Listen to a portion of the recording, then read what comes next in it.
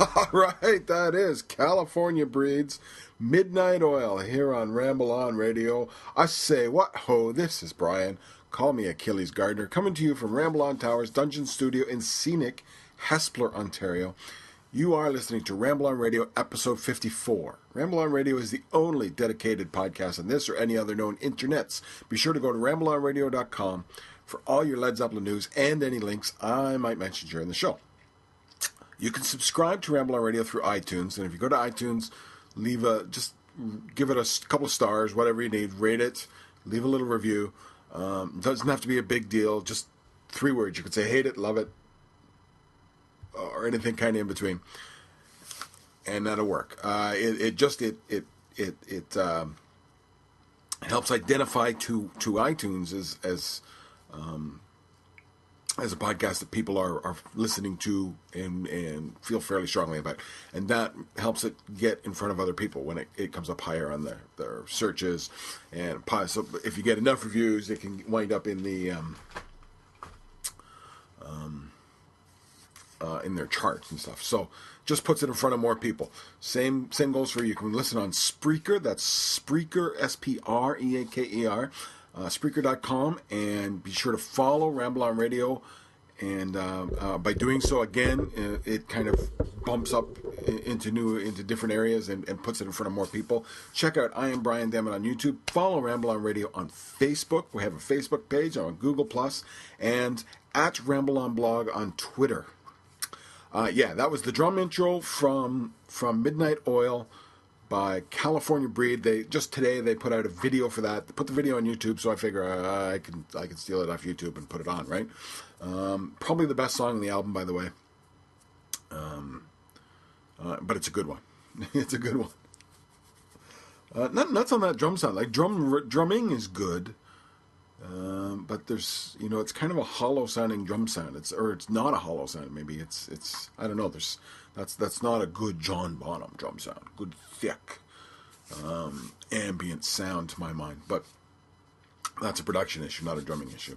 Anyway, Achilles. I said Achilles. Why Achilles? I'll tell you why. Because it's an April morning, and they told us we should go. So here it is, April, not the morning. I'm not going anywhere, but the snow is melting. The snow is going. That's all we really care about, right? It's mostly gone. Spring is in the air. Tomorrow they're actually talking 17 degrees, which is up in the 60s to you Fahrenheit people. I actually got off the treadmill this week and had a run on the sidewalk. Went outside and ran instead of in the basement. I hurt myself badly because I had the Led Zeppelin DVD on in front of me all the while. But I get used to it as the summer goes along. No, don't do that. That's dangerous. I don't do that. During the winter, all right, I get on the treadmill and I put on the DVDs. The music. I keep the music DVDs in the back of the basement where I watch them when I work out, when I'm exercising. Obviously, it's just listening to music when I'm running outside. And I actually have hopes that tomorrow, maybe Friday, I'm getting out on the bike for an hour, which would be, The dog, too. The dogs barks a lot in this podcast. The dog's happy to note walks are back. That she's actually getting up for walks, so that's good. And listen, they're not all... they can't all be gems. Let's put it that way. I wasn't happy last week. I wasn't happy with the podcast last week. I mentioned that it was a rainy day. I was looking out of the rain, and I think I was feeling a bit melancholy, and I wasn't pleased. And I almost did something I have never done before. I almost canned a fully produced podcast. It was ready to go. It was late anyway. It was Friday. There was no way I was getting another one done. I was just too busy. It was Friday before I got it done. Either Thursday night or something. And I crammed it in between getting home from work and making dinner for the family. And I was displeased on a couple of fronts, and I almost canned it. I almost canned it for no other reason than I forgot to mention a couple of things. So this week's episode, I actually have a pile of stuff this week. So there's not a theme this week. We're going to run those stories that I missed. I missed 2 weeks ago. I missed a story, and I was going to repeat it last week, and I missed it again. So it's going to get talked about this week. Small stories, small stuff, but hey, like even Led Zeppelin's produced some subpar stuff, right? Have they? what would you consider their weakest stuff? What would you consider their subpar? Their stuff that maybe Jamaica, Carousel Alhambra, that would be maybe my choices. What is the weakest moment? And so maybe that's an episode. It's going to be an episode one day. What's the weakest moment in Led Zeppelin history? I guess the guys would probably tell you if you got a chance to ask them. Living Loving Maid is one they've never liked, but I have time for it. Jamaica, I think as much as anything, I'm sick of Jamaica. It's not that good a song. It's an okay song, and it gets played to death. I've talked about Carousel Alhambra last week. It does nothing for me. It feels like a complete miss. I don't know if there's too many more. There's not too much we call weak, is there? Anyway, let's get back. Let's get back to last week. I must say, let's see, I've written this down and then I've got off my writing. So we're going to cover a lot of ground. Anyway, yes, we're going to cover a lot of ground. And if there's time at the end, maybe I'll get into this least favorite song thing.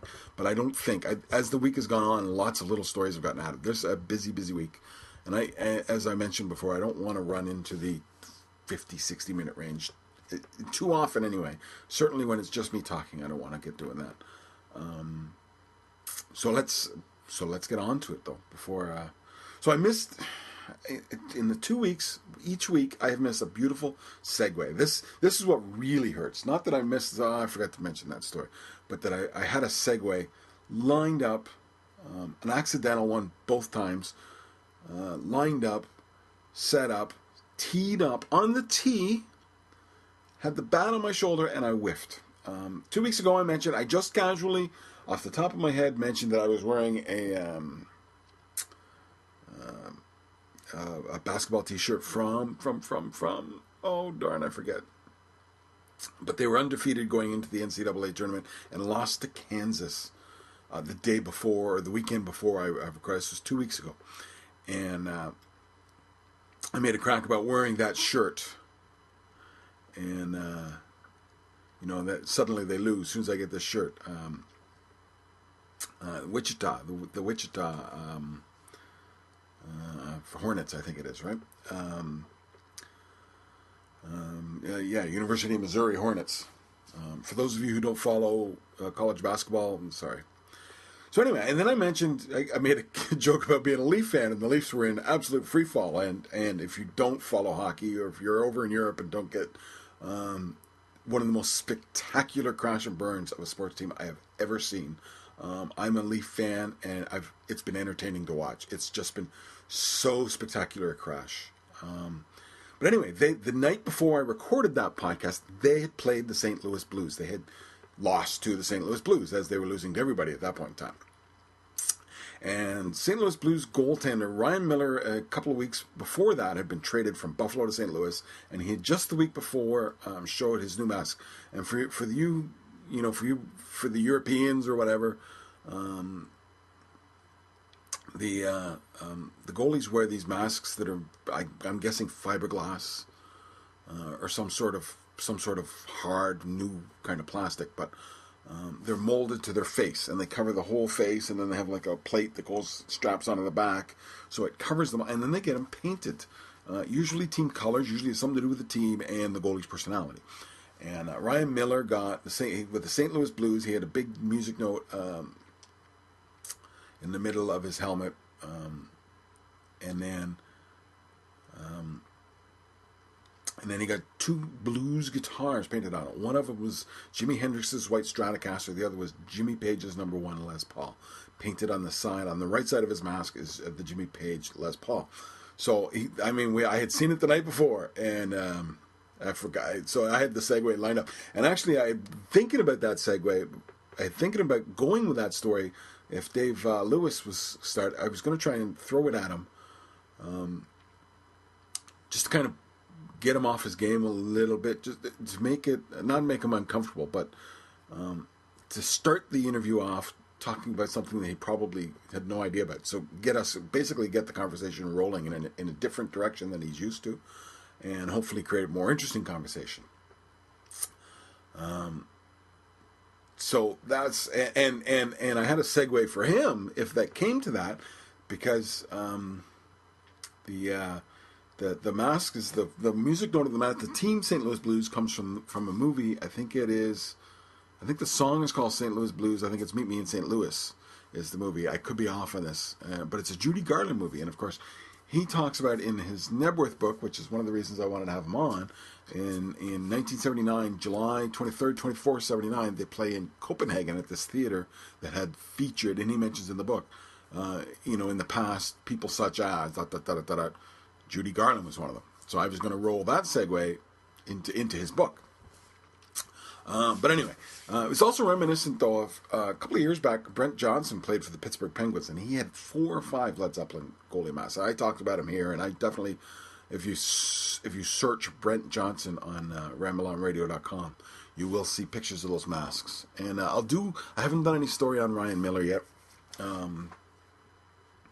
They're heading into the playoffs and looking like they could be an interesting team. So I'm going to hold my breath and hope they get far in the playoffs, and something will come up that'll make a story worth writing.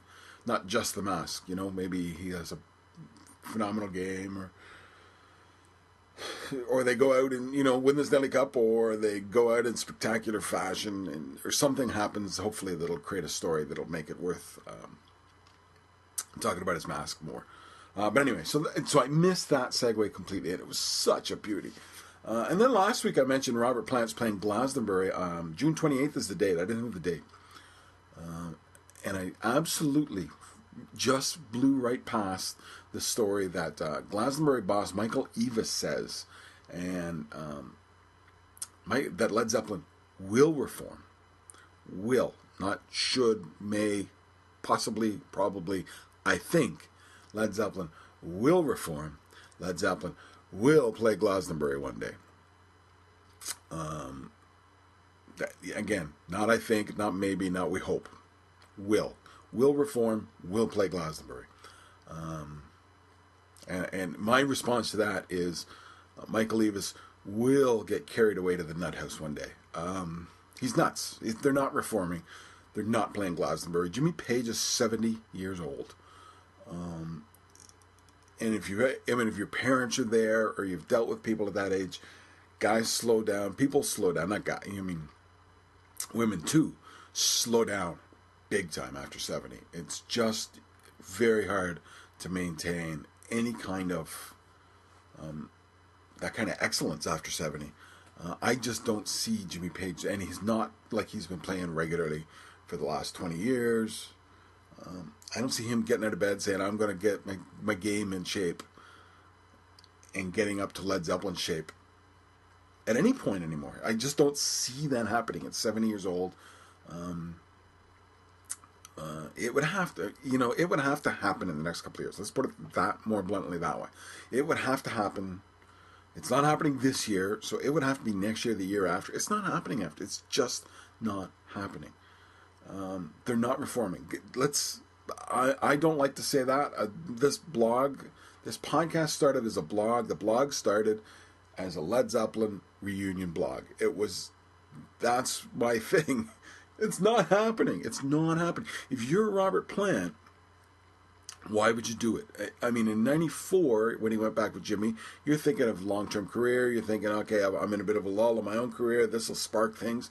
What does he care about that? He's 65 years old. What does he care about sparking his career? What does he care about? He obviously doesn't really want to do it. And why would a guy in Robert Plant's position, at Robert Plant's age, do anything he doesn't really want to do? And it's not happening. It's just not happening. Sorry, guys, it's not. Michael Eavis, you're nuts. It's not going to happen. This is what Robert Plant does want to do. Robert Plant played a church charity show in Nordleeds Church in the Cotswolds Friday. Cotswolds is a gorgeous part of the world, by the way. Beautiful, beautiful old England area. He played with Steve Winwood. I don't know what the charity is for. I don't know much on it. There's some very dark YouTube videos. Particularly, they played Wade in the Water and Nobody's Fault But Mine. Slowed down, not the Led Zeppelin version, more the Page and Plant version of Nobody's Fault But Mine, instead of the Led Zeppelin version. Wade in the Water there's another singer, a female singer in there. But it's just a nice little charity gig at this church. He showed up, was unexpected, unannounced, and it was done. And it looks like it was a fairly small church, to be honest. It looks like a fairly small stage they were on. And that's the sort of stuff Robert Plant's doing these days. He's also, by the way, and we have it on Ramble On Radio. Oh, I have it on Ramble On Radio. A video, kind of a little promo video for his upcoming tour. He is touring with the Sensational Space Shifters this summer. And they did kind of a little promo video. I don't know what else you would call it. Meanwhile, he's been seen around town a bit. He was at the Wolverhampton Wanderers football game. He had his picture taken with Christopher Amoruso, who put out that book Shades of Elvis we talked about. Pictures of various celebrities in Elvis Presley's sunglasses. And Robert Plant is one of the celebrities. So he got his copy of the book signed by Christopher Amoruso and had his picture taken with him. And he was also at a show in Shrewsbury by Catherine Williams, and I don't know her stuff. So,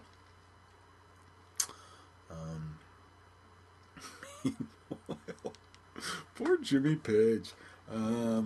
Jimmy's been out and about, and so the pictures are popping up on Twitter of Jimmy Page shopping at Whole Foods. I bet you didn't know Jimmy Page actually had to eat, right? He did go to the Deep Purple concert at Royal Albert Hall, which was a John Lord tribute, and took a train ride. His picture was taken on a train ride. Just sitting on the train, kind of smiling. The poor guy. Now, I don't, on my blog, I don't post these pictures. I have no real interest in Jimmy at Whole Foods. Jimmy on a train ride, unless I was with him, or unless the concert's a more interesting thing because it's a musical. But even then, he's just at a concert. He's just gone out for the night. But I do find, that said, when these things start popping up, Jimmy Page starts popping up in other ways too. That means, like, he seems to not be in the public eye at all. We hear or see nothing from him for 3 or 4 or 5, 6 months, and then all of a sudden there'll be this. He's here out and he's doing this. He's out and he's doing that. There's pictures of him here. There's pictures of him there. There's pictures of him everywhere, and so this is kind of the Donovan concert comes up and he's there playing, playing with the Foo Fighters. He seems to even things like the remasters. When the remasters were announced back a year and a half ago now, there was a sudden burst of Jimmy Page activity that seemed not related to anything. Then all of a sudden we heard he was doing the remasters. So he's kind of, it almost seems like he's a bit of a hermit, and then he gets in moods to leave the house. And when he does, often professional activity gets involved in that.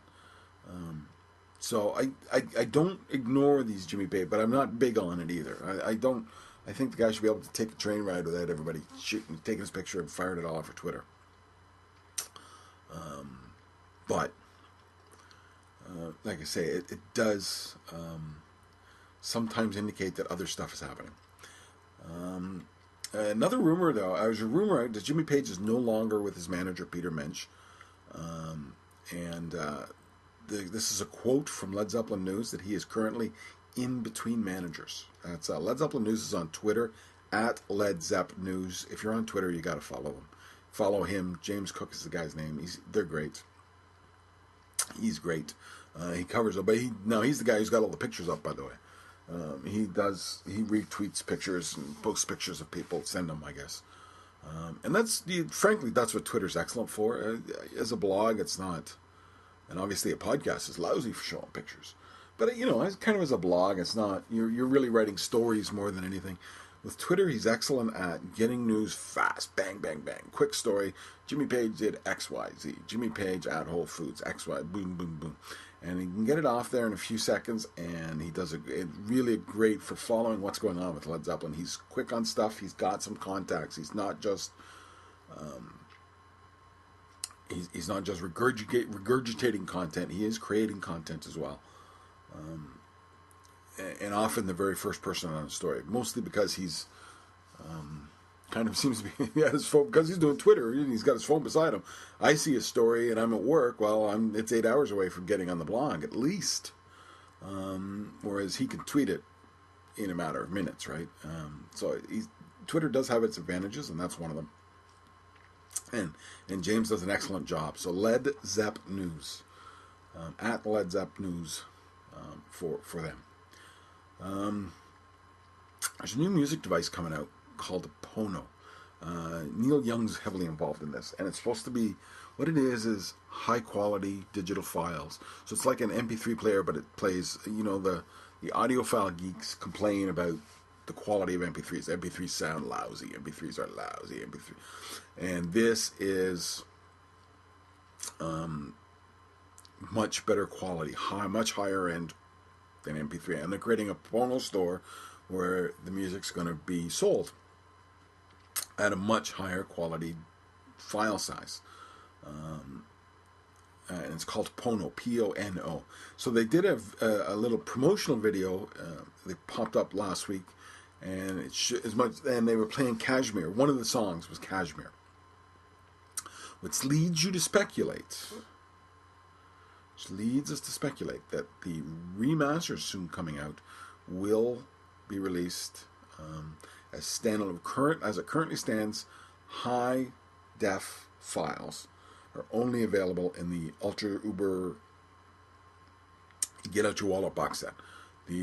Call it the American Express set.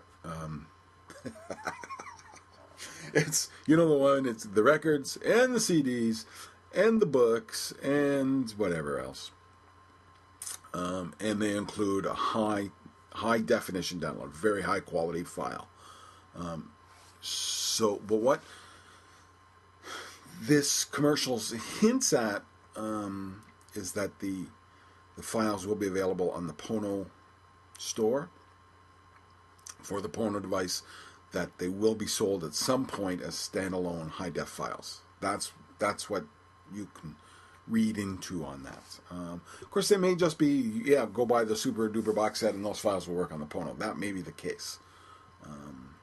But if you're an audiophile, the Pono is quite exciting. I think for most people, I don't know. I don't want to say I don't think I would be interested, because you may hear it and be blown away. You may hear it and go, "Oh, yeah, okay, now I get it." By the same token, I got enough MP3s that I don't want to go. Really don't want to go rebuying this stuff again. Oh, I want to retire in 4 years, not buy more music.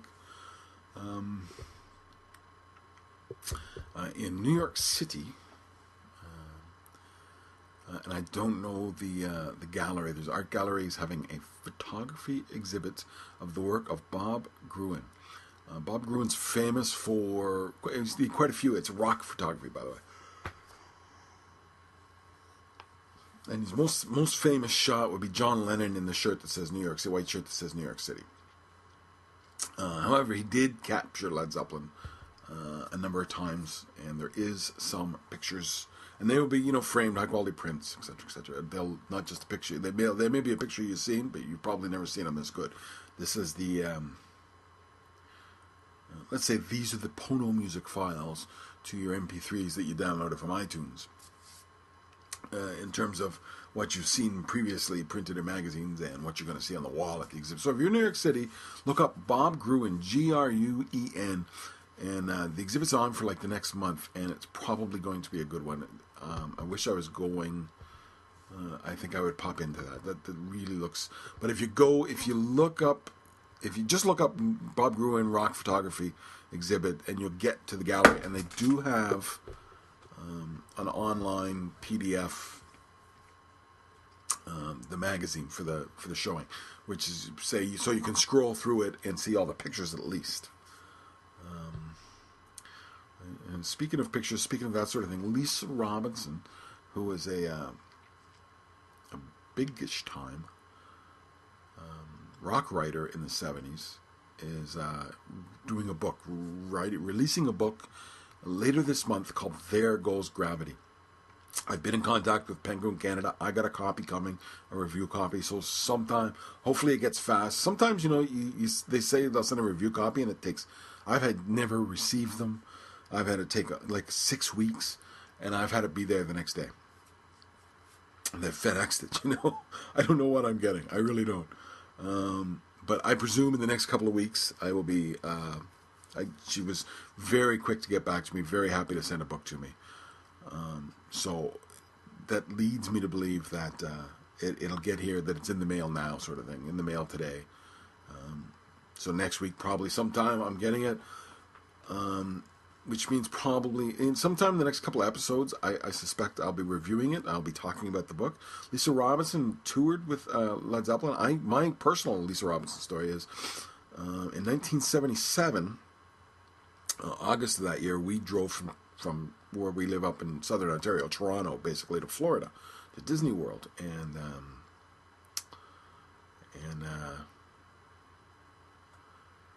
Clearwater. I was trying to think of it there. Clearwater, just on the other side of on the Gulf.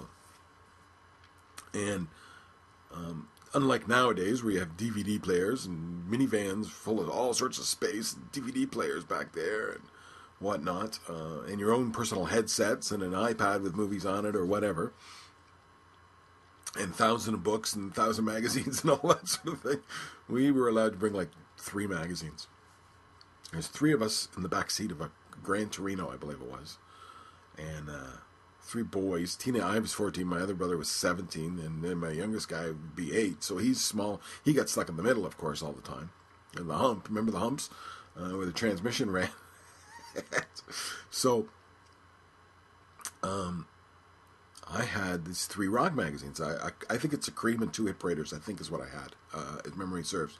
And the 2 Hit Paraders had Lisa Robinson on the road with Led Zeppelin, for 2 episodes in a row, because beginning of the tour, end of the tour sort of thing. And I devoured those. By the time the first day was over, you'd read each magazine 2 or 3 times. By the time we were in Florida, I read each magazine. I had virtually memorized each magazine. I still remember, one of them had Tom Petty and the Heartbreakers' first album, talking about them before it was even released. So when Tom Petty came out, I kind of knew really well who he was. The other one had story on the Runaways, complete with some fabulous pictures that a 14-year-old boy just really liked. But yeah, the Led Zeppelins and the pictures. And I actually had for a long time, I had a T-shirt that got painted, hand-painted T-shirt that got done when we were in Florida. And it was a picture of Jimmy Page from the 77 tour out of one of those magazines. And those stories were penned by Lisa Robinson. So I'm quite excited to read this book and see what she's got to say, because in that car at that time, your mind would wander, and how do you what's it really like touring with a band like this? And of course, I would have had a very myopic view of it, but anyway, that's coming. Lisa Robinson, There Goes Gravity, and I think it's April 20th or 24th, around there it's released. And I will have more information on the blog in the next week or so. But it is available for pre-order. If you're going to order it through Amazon, go click on I got links for all the Zeppelin stuff on the side. Go click on it, and then search Lisa Robinson. Buy the book that way. Drops a couple of pennies into the jar here. Just does, it helps. Anyway, and by the way, I'm sorry about that. I kind of gotten to the point where I'm throwing those in where I see it, but never been comfortable pitching for money. It was bred out of me by my mother very early on, actually, and I hate to do it. I feel just awful, but I'm trying to steel myself to do it a bit, just to say. So, but feel free to ignore it, as I guess is. I'll not continue on that conversation. Anyway, and finally, Dave Lewis, Tight But Loose, number 37. I've been talking about Dave the last couple of weeks because I'm trying to get him on the show, and it looks like I'll get him on sometime in the next couple of weeks. And he's ready to go with episode number 37, and he's selling it for almost half off cover price. Almost half off, he says. £3 is his price now with shipping. It's up there, and if you're here in the Americas, it's still going to cost you $12.50 to get it. So it's not by any stretch of the imagination dirt cheap. It's all shipping. It kills you, the shipping. And I'm sure he hates it because he's not making a penny on the shipping, right? That's all stamps. But you can get it for half off cover price, $12.50. It would probably be about $15 instead, And here's some stuff. He got a lot of stuff in it. Guide to the first 3 Led Zeppelin reissues with key insight and background info into what is in store. Led Zeppelin early 69, Led Zeppelin early 75, Jimmy Page's 70, Minibus Pimp's Cloud to Ground, a Glenn Hughes interview, some stuff on Robert Plant, and there is other stuff in there. And if you go to rambleonradio.com, I have a link for him. And no, I don't get any money if you buy through that link. But if you do buy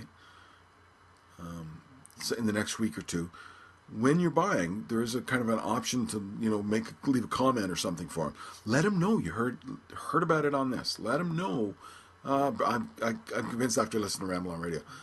That way it's easier when I want to talk. When I call him and say let's do an interview, he's going, oh yeah, because last month 6 people bought my magazine because they heard it on there.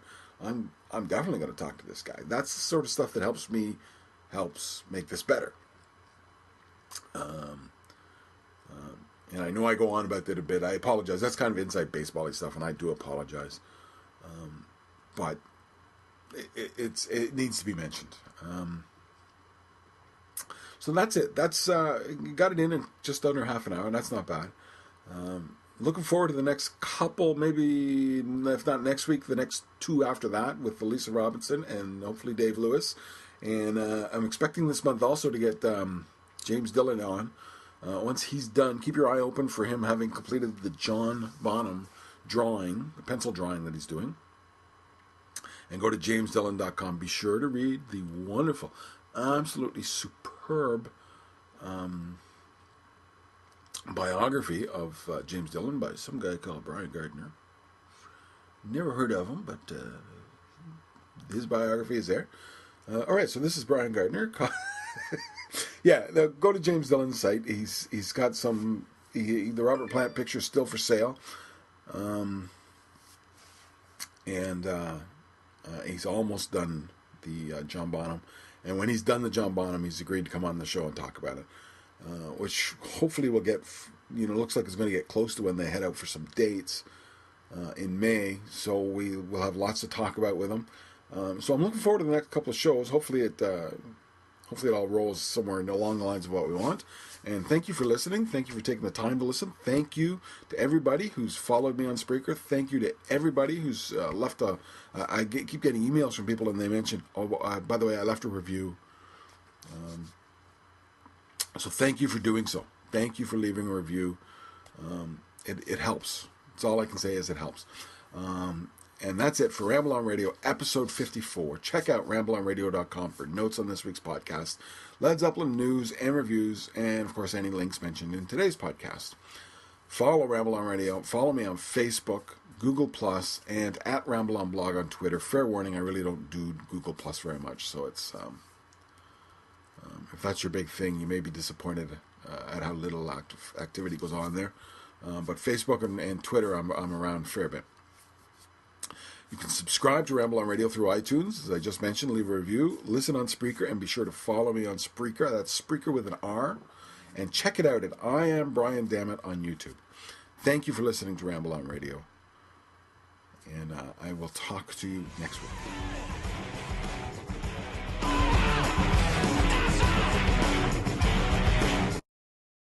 Switch off the internet.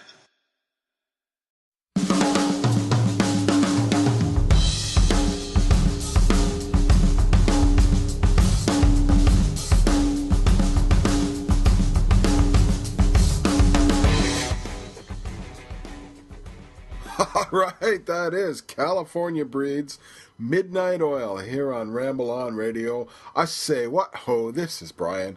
Call me Achilles Gardner, coming to you from Ramble On Towers Dungeon Studio in scenic Hespeler, Ontario. You are listening to Ramble On Radio, episode 54. Ramble On Radio is the only dedicated podcast on this or any other known internets. Be sure to go to rambleonradio.com for all your Led Zeppelin news and any links I might mention during the show.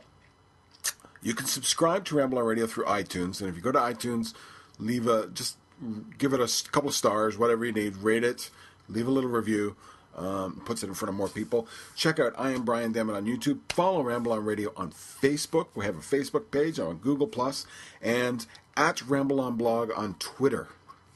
That was the drum intro from Midnight Oil by California Breed. Today they put out a video for that. They put the video on YouTube, so I figure I can steal it off YouTube and put it on, right? Probably the best song on the album, by the way. But it's a good one. It's a good one. Nuts on that drum sound. Like drumming is good, but there's it's kind of a hollow sounding drum sound. It's not a hollow sound. Maybe it's I don't know. That's not a good John Bonham drum sound. Good thick ambient sound to my mind, but that's a production issue, not a drumming issue. Anyway, Achilles. I said Achilles. Why Achilles? I'll tell you when I'm exercising. Obviously, it's just listening to music when I'm running outside. And I actually have hopes that tomorrow, maybe Friday, I'm getting out on the bike for an hour, which would be, the dog too. The dogs barks a lot in this podcast. The dog's happy to note walks are back. That she's actually getting out for walks, so that's good. And listen, they're not all. They can't all be gems. Let's put it that way. I wasn't happy last week. I wasn't happy with the podcast last week. I mentioned that it was a rainy day. I was looking out of the rain, and I think I was feeling a bit melancholy, and I wasn't pleased. And I almost did something I have never done before. I almost canned a fully produced podcast. It was ready to go. It was late anyway. It was Friday. There was no way I was getting another one done. I was just too busy. It was Friday before I got it done. Why? Because it's an April morning, and they told us we should go. So here it is, April, not the morning. I'm not going anywhere, but the snow is melting. The snow is going. That's all we really care about, right? It's mostly gone. Spring is in the air. Tomorrow they're actually talking 17 degrees, which is up in the 60s to you Fahrenheit people. I actually got off the treadmill this week and had a run on the sidewalk. Went outside and ran instead of in the basement.